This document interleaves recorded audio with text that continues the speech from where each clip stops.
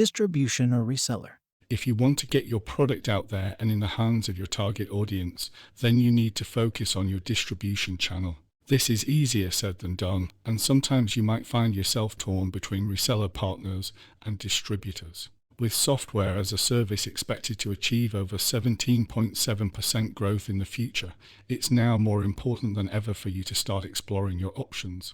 Pros of working with a distributor. Some of the pros of working with a distribution channel include the fact that you may not have the expertise, financing, or resources to invest in your marketing. This is okay, and that is why resellers exist. They are capable of marketing your products. If you pay them a commission for every sale you make, you have a better option when compared to having zero customers.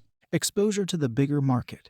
Depending on the goals you have, working with the right distributor can give you access to a much bigger market.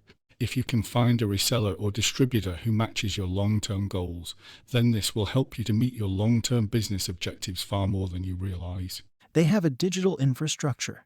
If you are starting out and you do not have the infrastructure to invest in a website or a booking system, then working with an online distributor can help you to get the temporary solution you need.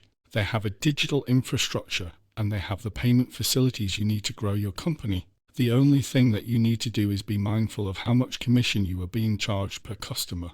Cons of working with a distributor.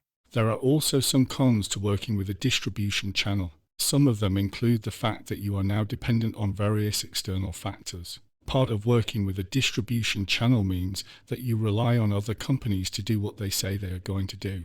Even though they may not make some abrupt changes to the way that you work, they can make minor tweaks. You need to find ways to try and mitigate any risks if possible, so you can ensure that it's a win-win for everyone who is involved. It takes time to set up. It can be very time-consuming for you to work with a distribution channel. You need to decide if it's worth it to you and your business. You shouldn't think about working with a distribution channel if you're having a knee-jerk reaction. You shouldn't do it if your competitors are doing it either. You have to make sure that it aligns with your goals and your overall objectives if possible. It can be hard to convince distributors to partner with you. Some distribution channels can be picky, to say the least. This is especially the case when it comes to working with your activity operators. The main reason for this is because resellers do not want to work with any products that they do not want to sell. If you want to work around this, then you need to do your research. Find out what your distributors actually want to sell, and then tweak your product so you can meet their target needs. Direct distribution versus indirect distribution. A distribution channel is a chain of businesses that a product or service runs through until it gets to the end consumer. Channels can be direct or indirect. Distribution channels in the consumer world can include everyone from the retailer to the shipping center and the warehouse. Direct allows the customer to buy goods from the manufacturer, and indirect channels move the product through other channels before it reaches the consumer. There are bonuses to both types of channels. In the SaaS world, this translates into a distributor being a company that has hundreds of resellers who come to them to access multiple products to sell and focus on, but also offer extra services such as full managed service offerings. Direct distribution. Direct channels can be more expensive to set up. To begin with, that being said, direct distribution is shorter and less expensive to run. You will also need to pay for marketing. With spending on devices expected to decline by 1.3%, this is harder to do in the current climate. Indirect distribution. Indirect distribution channels rely on other companies to perform a lot of the distribution functions. The challenge here is that you need to trust another company with your products and your consumer interaction. They free you from any starting up costs, and if you have the right relationship, they are easy to manage. That being said, after all of your costs, you may find that you need to increase the price of your products to your customers.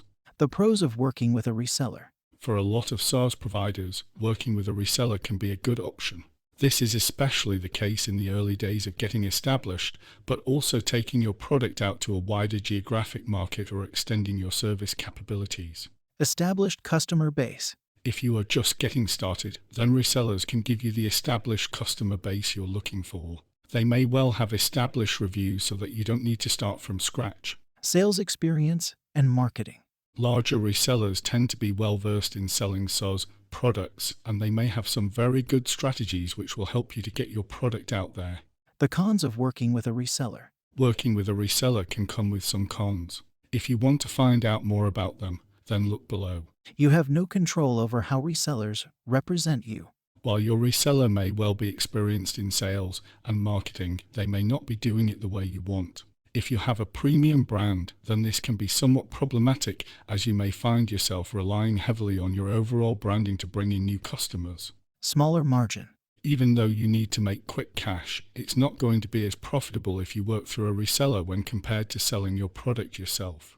Obviously, this will depend on the price of your product and how much service costs you have to get your product running and embedded into a new client. Bottom line. Choosing between the classic partner model and the route of distribution will ultimately come down to the industry you work in and your business model. All in all, channel sales models are ideal for software and technology companies who want to expand their reputation or their product offerings. Distributors are a subset and are able to offer a wide range of products, but ultimately act as a middleman. If you can understand the pros and cons of both, you can be sure to make the right decision overall.